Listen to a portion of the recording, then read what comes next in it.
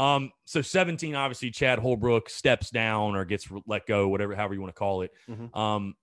Talk about where you were at mentally. I mean, did transferring ever come up? I mean, obviously you wanted to be at South Carolina, so I'm sure it didn't matter. But I know there's got to be some uneasiness when, I mean, again, you come in, your entire staff is gone, and obviously Jerry Myers steps down late, and I think late in 17 due to health issues and stuff like that, wanting to get away from the game. But Holbrook steps down, Kingston's hired. I mean, what was that like for you? Again, you're a guy, you haven't even stepped on the field yet and really show what you can provide and offer. And I'm sure there was some level of uneasiness going, to a new head coach. Definitely. I looked at it as a new opportunity because I kind of came in at the bottom, and then that year was huge for me. So I kind of worked my way up a little bit. So I had a really positive mindset on this new coach, like making a good impression when he first got here. I didn't know who it was going to be at the time until they announced it was Kingston. But I don't know. I just saw, I guess, an opportunity to do well and to meet the new coach. And I tried to make the best of it. So I don't know. I mean, transition was easy for you. Yeah, it was pretty easy. I never really had an issue wanting to transfer. Like I wanted to be at South Carolina.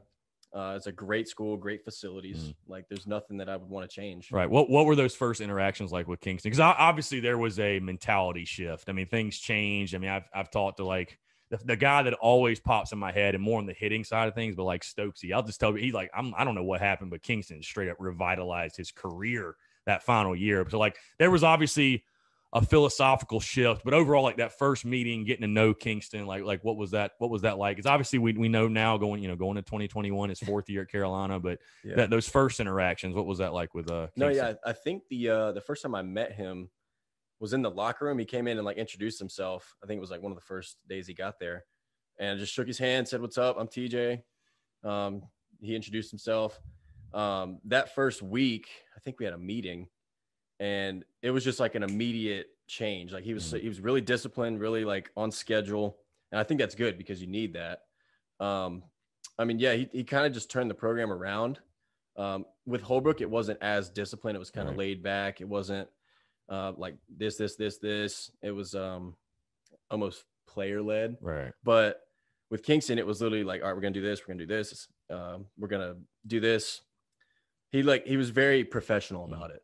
Like with everything. Right. So it was a nice change. How about Skylar Meade? I'm curious here because I think he's one of a guy that we don't talk about enough is like a guy, young up and coming coach. Like obviously was at Michigan State. Now he's at Carolina. Like, what's I guess without spoiling anything, like what's his philosophy as far as pitchers are concerned? Because I remember there was talk, like I think going into this past season about or is South Carolina going to have openers and like do kind of what the Tampa Bay Rays did at one point? I was like, I don't think so, but I know Meade. Each pitching coach kind of has their nuances and ways they go about things. Like Jerry Myers and Skylar Meade are obviously different people. So like, what was it like being a pitcher under him? Your time there, like his philosophies, the way he kind of went about things. No, yeah, I loved everything that he brought. I never really did a lot of weighted balls, or I mean, I did bands and stuff in high school.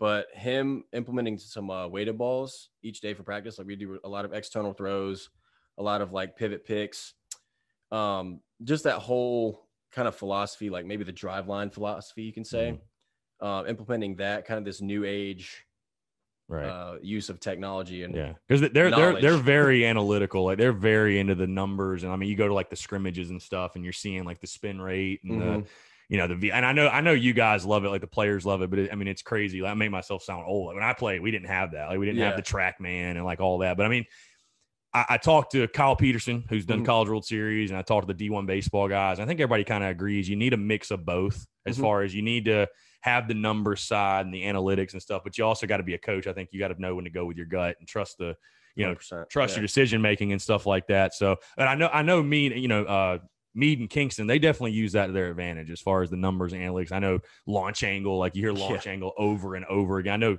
Kingston is a big proponent of that for sure. They love numbers. Like you said, I think it just comes down to the eyeball test. And just being able to do your job and just get guys out as a pitcher. And then for a hitter, getting on base, really, and scoring runs as many as possible. But yeah, they look into it. I like it just because it's new and it'll help us in certain ways. But a lot of the times it can go flip or flop. So like you never really know what somebody's going to do until it happens.